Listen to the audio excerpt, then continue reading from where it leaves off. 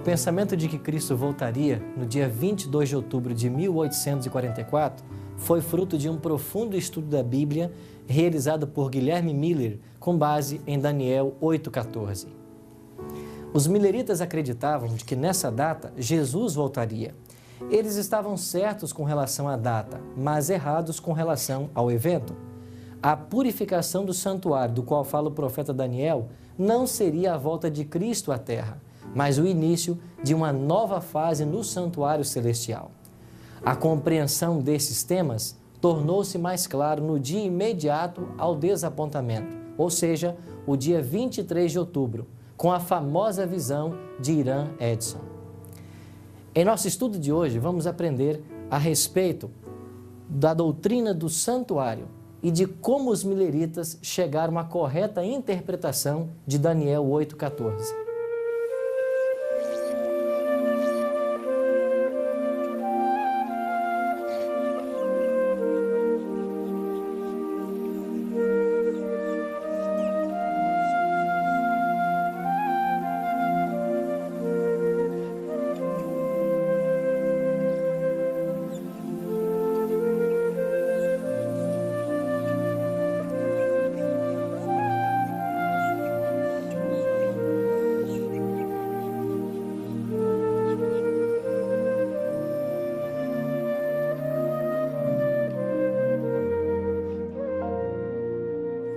Durante os anos de 1816 a 1818, nesta mesma casa, Guilherme Miller começou um intensivo estudo da Bíblia. Com a ajuda da concordância de Cruden, ele começou em Gênesis 1, verso 1 e não avançava para o versículo seguinte até que houvesse compreendido todos os problemas que aquela passagem levantava. Algum tempo depois, ele chegou ao livro do profeta Daniel, no capítulo 8, verso 14, onde nós lemos: "Ele me disse, até 2.300 tardes e manhãs, e o santuário será purificado." Esse tornou-se o texto mais problemático para a compreensão de Miller. Pastor, quais foram as compreensões que Miller tirou desse texto?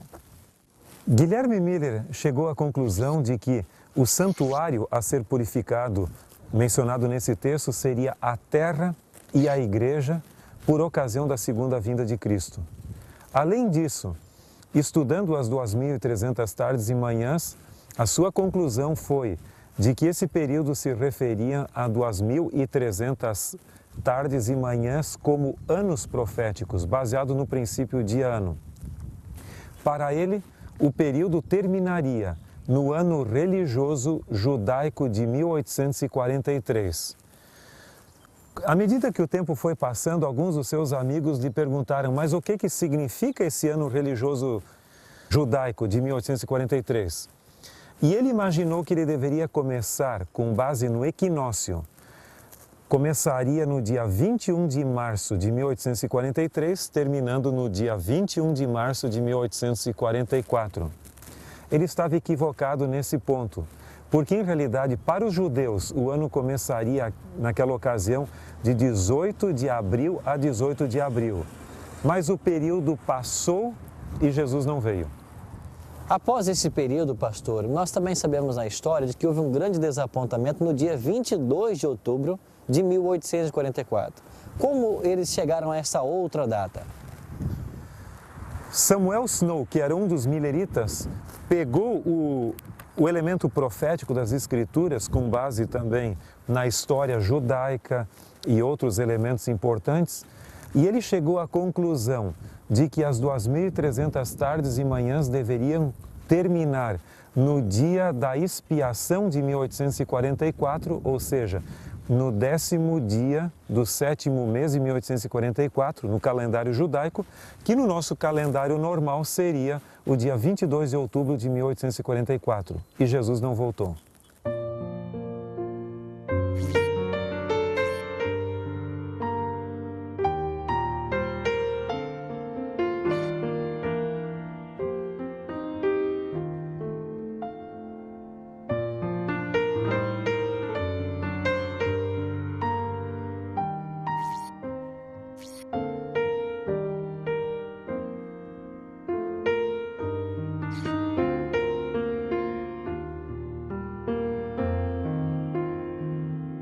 Bom, o que aconteceu então logo depois desse grande desapontamento? Os mileritas haviam colocado toda a sua esperança na volta de Cristo no dia 22 de outubro de 1844. Como Jesus não voltou, eles se sentiram muito desapontados. E aqui, nesse graneleiro, Hiram Edson, juntamente com alguns amigos, passaram a noite do dia 22 para o dia 23 de outubro chorando, orando e buscando uma resposta para o desapontamento. E no dia seguinte, cedo pela manhã, no dia 23 de outubro, Hiram Edson convidou seu amigo, o L. Crozier, para consolar algumas famílias de desapontados mileritas. E passaram por esse milharal rumo à casa dessas famílias. Enquanto eles andavam, Edson parou e Crozier continuou. E então Crozier retornou e perguntou o que havia acontecido. E ele disse que havia recebido uma iluminação do céu, na qual ele chegou à compreensão de que, em vez de Jesus sair do santuário celestial, do lugar santíssimo desse santuário, para vir à terra, ele, no dia 22 de outubro de 1844, entrara pela primeira vez do lugar santo para o lugar santíssimo, para receber o domínio, o reino e a glória de que fala em Daniel capítulo 7. E o que aconteceu a partir daí? A resposta à sua pergunta nós trataremos dentro do próprio graneleiro de Hiram Edson.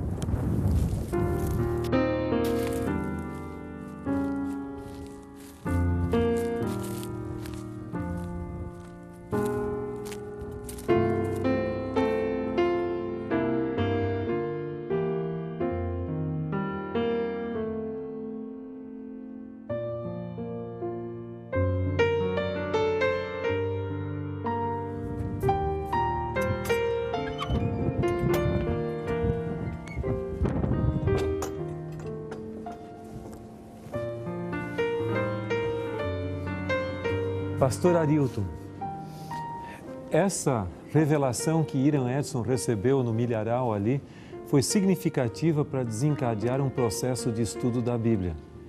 Nesse local, Hiram Edson, Crozier e o Dr. Franklin Hahn começaram um processo de investigação das Escrituras para encontrar uma explicação exata para o que deveria acontecer em relação com o santuário. Porque o texto de Daniel 8,14 dizia para eles que até 2.300 tardes e manhãs o santuário será purificado. E eles interpretavam esse texto originalmente como sendo o santuário desta terra, ou da igreja a ser purificado pela segunda vinda de Cristo. Mas com esse insight, ou que como nós cremos hoje até uma visão, bem breve, ele compreendeu que isso não se referia a esta terra, mas o santuário celestial, de que fala o livro de Hebreus. E estudando atentamente o conteúdo do livro de Hebreus, este trio, ele compreendeu de que realmente há um santuário literal no céu. E que esse santuário possui dois compartimentos, um lugar santo e um santíssimo, assim como o da terra. Porque ele foi feito como figura e sombra, o da terra, como figura e sombra do celestial. Além disso, o termo grego para santuário no livro de Hebreus é plural, que poderia ser traduzido como lugares santos. E no livro do Apocalipse existem alusões à mobília de ambos os compartimentos referindo-se ao celestial. Portanto, eles chegaram a essa conclusão pelo estudo da Bíblia. E um sincronismo entre Levíticos 16, que é o capítulo que fala do dia da expiação, a Epístola aos Hebreus e também o livro do Apocalipse, levou-os à conclusão de que no dia 22 de outubro de 1844, Jesus havia passado do lugar santo para o lugar santíssimo para começar uma obra especial de expiação para eliminar pecados e também gradativamente foi sendo acrescentada a ideia de que nessa segunda fase, pós-1844, Jesus está desenvolvendo no santuário celestial o juízo investigativo do povo de Deus preparando o mundo para os acontecimentos finais e para a segunda vinda de Cristo. Então foi muito significativa. Eles chegaram à conclusão de que o santuário realmente era a base da compreensão do plano da salvação, que começa com Jesus morrendo na cruz do Calvário e sua ministração no santuário celestial. E a última fase, a fase do juízo investigativo pré-advento, como nós conhecemos. O resultado, ou seja, as ideias embrionárias ainda, foram publicadas num periódico chamado The Day Dawn, que foi publicado aqui perto, em Canandaigua, no ano de 1845, mais precisamente no mês de março. Mas as ideias ainda eram bem simples, não eram tão desenvolvidas. A ideia plena, madura do santuário, desse grupo de estudos, saiu nesse periódico que eu tenho aqui em mãos, The Day Star, uma edição extra, que foi publicada em Cincinnati, no dia 7 de fevereiro de 1846. Aqui, Crozer, que foi o relator do grupo, porque ele era um estudante de teologia, ele colocou as bases do que se tornaria a compreensão adventista do santuário. Pastor, não seria a doutrina do santuário apenas uma racionalização por causa do desapontamento que eles haviam enfrentado? Esta é a teoria que a forma como alguns interpretam a questão do santuário. Mas se nós estudarmos a Bíblia, nós vamos ver que a doutrina do santuário, tão esquecida dentro do mundo cristão, tem uma base muito sólida, começando com o livro do Gênesis e terminando no Apocalipse. Você vai ver que começa com os altares do período patriarcal, depois você tem o tabernáculo do Sinai. Os altares ilustravam mais a ideia do sacrifício de Cristo. Mas o tabernáculo já, além do sacrifício, porque nele havia o altar de sacrifícios também, ele ilustrava também o ministério sacerdotal de Cristo, que ele haveria de desenvolver no céu. O Templo de Jerusalém depois ampliou a ideia ainda um pouco mais e, finalmente, essa sombra, ou seja, essa ilustração do Antigo Testamento foi se materializando na morte de Cristo na cruz do Calvário, que é o centro da história da salvação, e na ministração no santuário celestial. Para muitos cristãos, Jesus parece que após a sua morte e antes de sua segunda vinda, ele está em uma grande férias no céu, aguardando o momento de sua segunda vinda. Mas a Bíblia nos diz que ele está intimamente relacionado com a aplicação dos méritos de sua salvação para os seres humanos. Isso é muito importante. Essa segunda fase de um juízo pré-advento investigativo tem uma sólida base em Daniel capítulo 7, versos 9 a 14, também em Daniel 8, versos 9 a 14, e você tem uma confirmação no próprio livro do Apocalipse, onde você tem uma ideia, principalmente no capítulo 11, verso 1, que fala: medir o santuário, o altar e os adoradores do santuário. Você vai ver que na parábola de Mateus 22, fala de um exame dos convidados à festa, antes do início realmente dessa festa, ou da ceia das bodas ali, um exame prévio. Você tem vários outros textos também. O próprio peitoral que o sumo sacerdote usava era chamado de peitoral do juízo. Mas você vai ver que chega um ponto no livro do Apocalipse, capítulo 11, verso 19, que nos diz que o santuário no céu foi aberto e foi vista ali a Arca da Aliança. Ou seja, você vê uma transição no momento em que o lugar santíssimo é aberto. É certo que há muitas outras ideias correlacionadas, mas há um fio condutor na Bíblia do tema do santuário de Gênesis Apocalipse, que, se for bem compreendido e sistematizado, nós podemos ter uma outra visão do que Cristo está fazendo pela nossa salvação. Mas, pastor, quais seriam os benefícios pessoais que nós podemos hoje usufruir da intercessão de Jesus em um santuário celestial? A morte de Cristo na cruz foi o centro da salvação. Mas eu também posso ter uma visão completamente mais ampla e significativa do que Cristo fez pela nossa salvação, se eu puder compreender que ainda hoje Ele está preocupado por mim. Nós temos o texto bíblico de 1 João, capítulo 2, verso 1, que nos diz que essas coisas vos escrevo para que não pequeis, mas se alguém pecar, temos um advogado diante do Pai, Jesus Cristo, o justo. Não é uma promessa maravilhosa essa? E nós temos um outro texto também em Hebreus, capítulo 4, e os versos 14 a 16, que nos ajudam a compreender o significado do que Jesus está fazendo pela nossa salvação hoje. Hebreus 4, 14 a 16. Tendo, pois, a Jesus, o Filho de Deus, como grande sumo sacerdote que penetrou os céus, conservemos firmes a nossa confissão, porque não temos um sumo sacerdote que não possa se compadecer de nossas fraquezas. Antes foi ele tentado em todas as coisas, a nossa semelhança, mas sem pecado.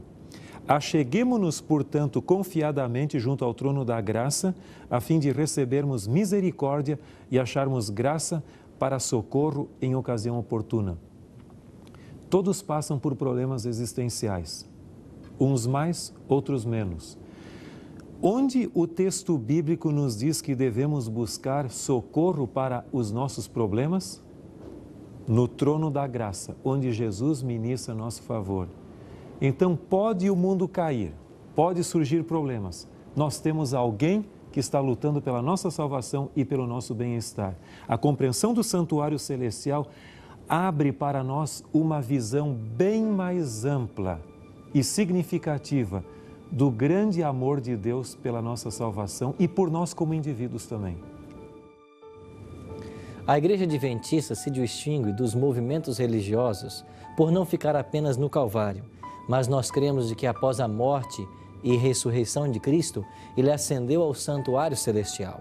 Lá deu início à primeira fase do seu ministério. Após o dia 22 de outubro de 1844, Jesus deu início a uma nova fase do seu ministério e nesta nova fase, Ele passa agora a julgar os habitantes da terra. O livro do profeta Daniel nos diz que o juízo é a favor dos santos. Logo, esta é uma excelente notícia. Jesus hoje, nesse exato momento, está trabalhando para o benefício da nossa salvação. Não gostaria você de confiar o seu caso a este advogado maravilhoso que nunca perdeu uma causa, por certo também será vitorioso para todos nós. Após haver compreendido mais claramente o trabalho de Jesus em meu favor no santuário celestial, decido hoje aceitar o Senhor Jesus como meu único mediador no santuário celestial e suplicar a Ele que interceda junto ao Pai em meu favor, que me defenda e me cubra com os méritos de seu sangue e, finalmente, que me ajude a ser um fiel súdito de seu reino, porque o grande desejo da minha vida é ser aprovado no juízo pela graça de Deus.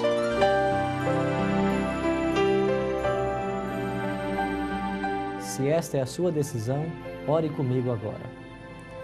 Grande Deus e Pai, muito obrigado porque Jesus está nesse exato momento no santuário celestial, intercedendo por todos nós. Obrigado porque este advogado nunca perdeu uma causa e nós queremos nesta hora entregar a nossa vida em Tuas mãos para que o Senhor interceda em nosso favor e que no grande dia do juízo nós sejamos absolvidos pela Tua maravilhosa graça. Te oramos em nome de Jesus. Amém. Esta nova compreensão a respeito da doutrina do santuário tornou-se um dos pilares na construção daquilo que viria a ser a teologia adventista do sétimo dia. A ênfase na pregação da breve volta de Cristo, associada ao ministério bifásico de Cristo no santuário celestial, formaria nos próximos 20 anos a teologia da Igreja Adventista. Entre aqueles que esperavam a volta de Cristo para o dia 22 de outubro, e que também passou pelo desapontamento, estava uma jovem de apenas 17 anos de idade, Ellen Gold Armon. Ainda que ela não soubesse, esta frágil jovem seria um poderoso instrumento nas mãos de Deus para conduzir os decepcionados milleritas em direção de uma organização mundial. Este, precisamente, será o tema do nosso próximo encontro.